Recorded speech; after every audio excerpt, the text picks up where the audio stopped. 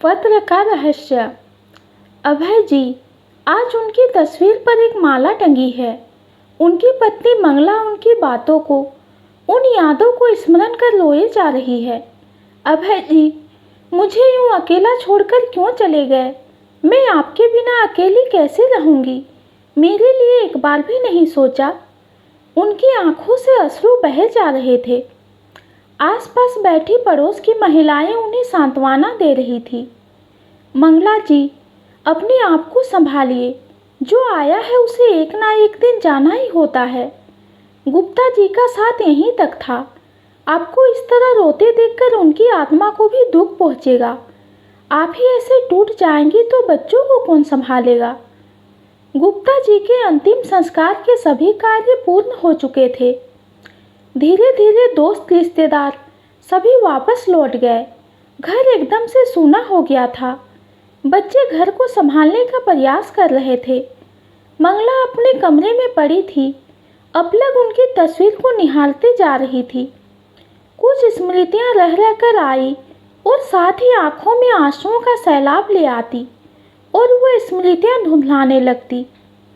कुछ देर पश्चात बहू ने कमरे में प्रवेश किया और बोली, मम्मी जी। बहू की आवाज़ से उनका ध्यान भंग हुआ। तब वो उठने का प्रयास करने लगी।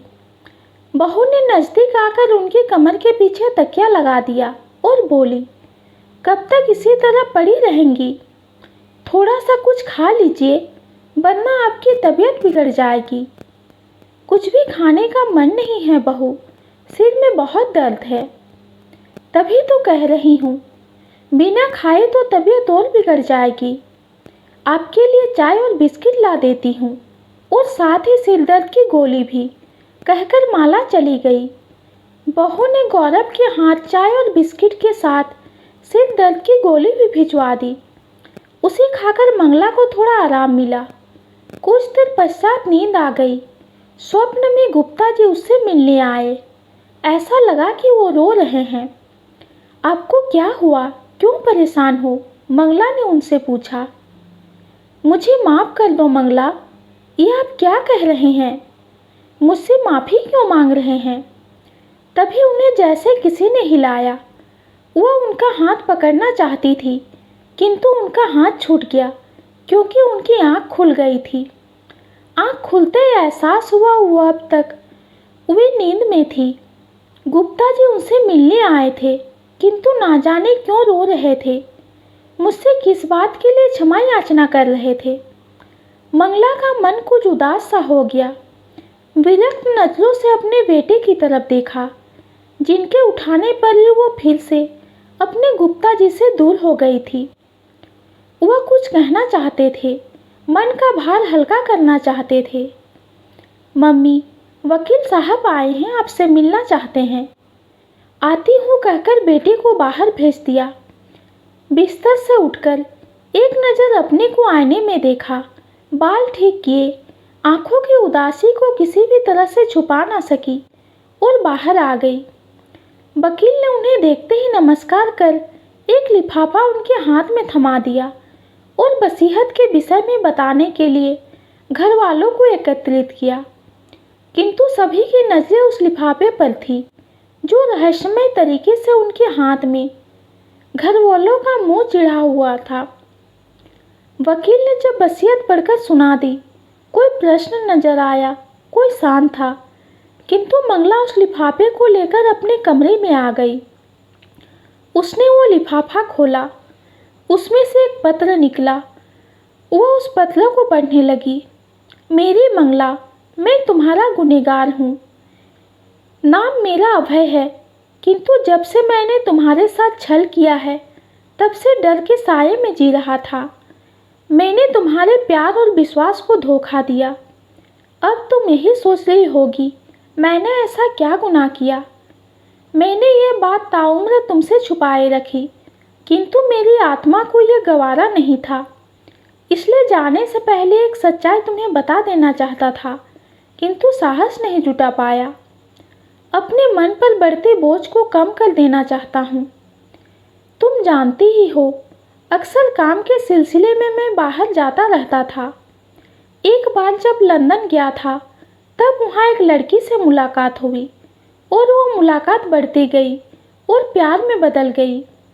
उसने मुझसे कभी कुछ नहीं मांगा, वो रिश्ता भी नहीं जो मेरा तुम्हारा रहा है। पत्र पढ़ते हुए मंगला की आंखों से अश्रु जल किसी झरने की तरह बह रहे थे। जब उसे सब दिखने बंद हो गए तो उसने अपनी साड़ी के पल्लू से आंसू पोंछकर दोबारा पढ़ना प्रारंभ किया। मैंने तुम्हारे लिए भी अपने प्यार में कोई कमी नहीं की।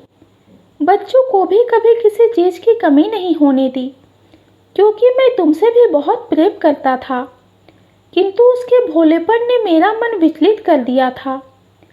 जब वो एक बेटे की माँ बन गई तब मैंने उसे विवाह कर लिया। उसकी सभी सुख सुविधाओं का भी ध्यान रखा, किंतु उससे स्पष्ट कह दिया था, तुम्हें अपने देश नहीं ले जा सकता। यह रहस्य वर्षों तक मेरे सीने पर बोझ बनकर रहा। तुम मेरी पत्नी हो, तुम्हारा अधिकार बनता है सच्चाई जानने का। मैं जानता हूँ, जब तक तुम्हें यह पत्र मिलेगा मैं इस दुनिया में नहीं होऊंगा। शायद तुम्हारे उस पवित्र प्रेम के सामने मैं अपराधी तुम्हारी नज़रों का सामना नहीं कर सकता था। मैं कमज़ोर पड़ गया था, इसलिए पत्र द्वारा तुम्हारा क्षमा प्रार्थी हूँ। हो सके तो अपने इस डरपोक पति को क्षमा कर देना। तुम्हारा अपराधी तुमसे प्रेम करने वाला। इसे अब भयमुक्त कर दो, इसे क्षमा कर दो। अब यह भी नहीं कह सकता, तुम्हारा सिर्फ तुम्हारा अभय गुप्ता। मंगला अब जोर जोर से रो रही थी। तभी उसका बेटा और बहू अंदर आए। क्या हुआ मम्मी जी?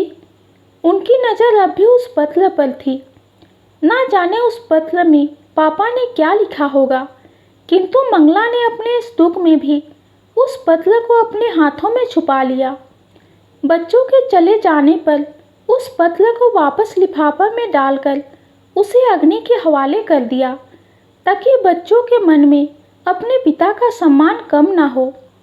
अपने पति के उस रहस्यमय पत्रों के रहस्य को रहस्य रहने दिया। धन्यवाद।